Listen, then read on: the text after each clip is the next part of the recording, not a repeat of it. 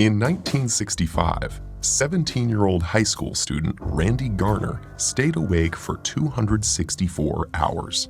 That's 11 days to see how he'd cope without sleep. On the second day, his eyes stopped focusing. Next, he lost the ability to identify objects by touch. By day 3, Garner was moody and uncoordinated. At the end of the experiment, he was struggling to concentrate, had trouble with short-term memory, became paranoid, and started hallucinating. Although Garner recovered without long-term psychological or physical damage, for others, losing shut-eye can result in hormonal imbalance, illness, and in extreme cases, death. We're only beginning to understand why we sleep to begin with, but we do know it's essential.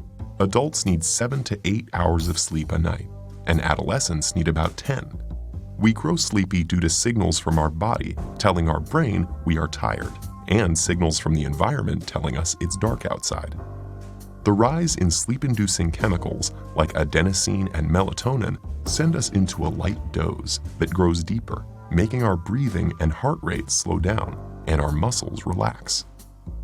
This non-REM sleep is when DNA is repaired and our bodies replenish themselves for the day ahead.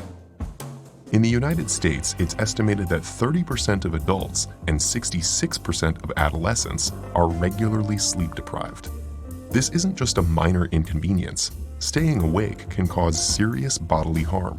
When we lose sleep, learning, memory, mood, and reaction time are affected. Sleeplessness may also cause inflammation, hallucinations, high blood pressure, and it's even been linked to diabetes and obesity. In 2014, a devoted soccer fan died after staying awake for 48 hours to watch the World Cup. While his untimely death was due to a stroke, studies show that chronically sleeping fewer than 6 hours a night increases stroke risk by 4.5 times compared to those getting a consistent 7 to 8 hours of shut-eye. For a handful of people on the planet who carry a rare inherited genetic mutation, sleeplessness is a daily reality. This condition, known as fatal familial insomnia, places the body in a nightmarish state of wakefulness, forbidding it from entering the sanctuary of sleep. Within months or years, this progressively worsening condition leads to dementia and death. How can sleep deprivation cause such immense suffering? Scientists think the answer lies with the accumulation of waste products in the brain.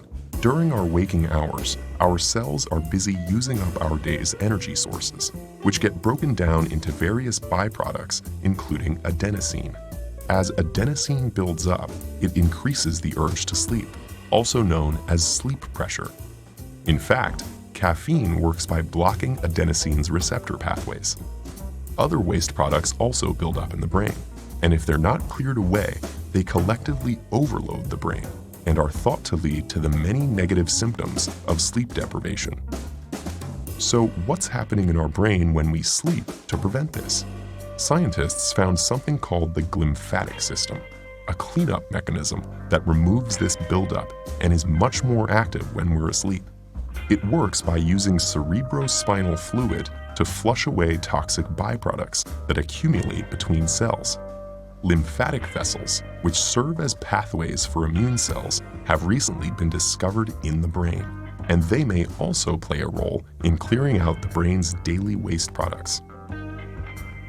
While scientists continue exploring the restorative mechanisms behind sleep, we can be sure that slipping into slumber is a necessity if we want to maintain our health and our sanity.